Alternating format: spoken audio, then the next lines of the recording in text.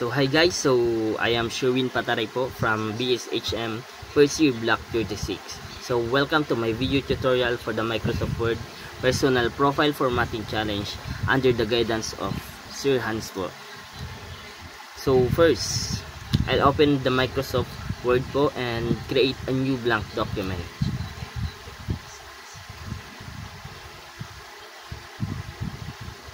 So at the top of the page po, so I'm going to type my full name po as the title.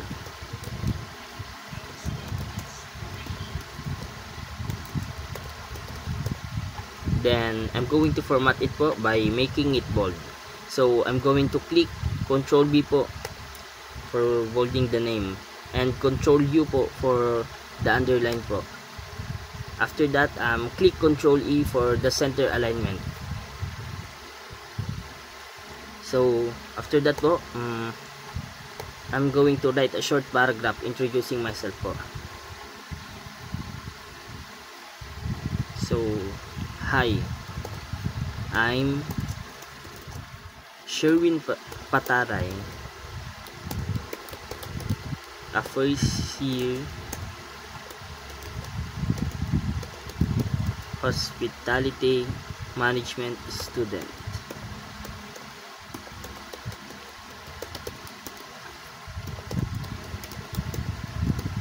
I enjoy learning new things.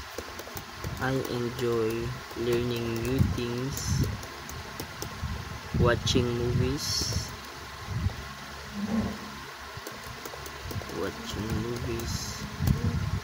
and cooking during my free time.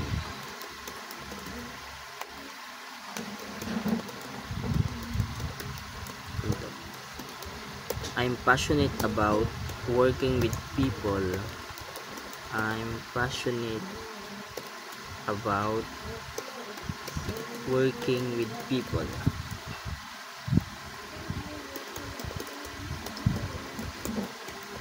And my goal is to build a successful career in the hospitality industry.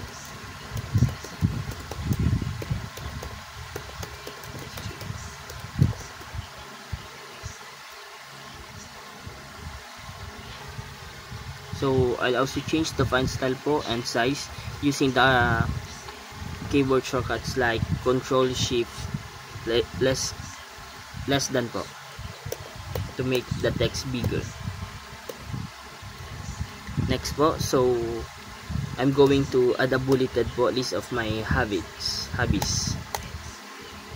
Okay, so to use bullets po, click lang po natin yung insert. Then pili lang po tayo ng kahit anong bullets yan. So after that po, I'm going to put my hobbies po.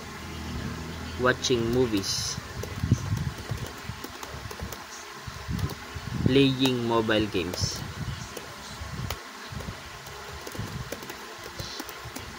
cooking, and lastly, exploring new places. So after that po, I'm going to insert my photo po. So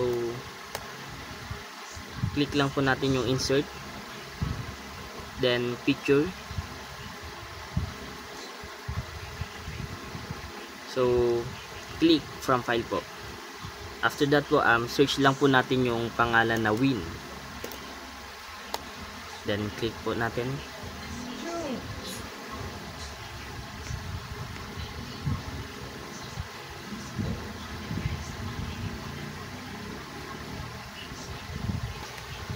Adjust lang po natin yung size, then click lang po natin yung wrap text po para mas maganda po yung layout niya. Then so click lang po natin yung Control A for selecting all po.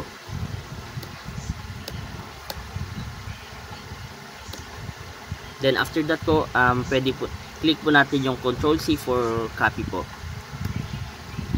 Then after that, delete po natin. Then click lang po natin yung Control V kung gusto po, for pasting po, for paste. Then after that po, pwede delete po natin ulit. At kung gusto po nating ibalik, click lang po natin yung Control Z. Yan. Then click lang po natin yung Control S for saving po. And that's all po. Thank you so much for watching po. Hoping na may natutunan po kayo sa video tutorial. That's all lang po. Thank you.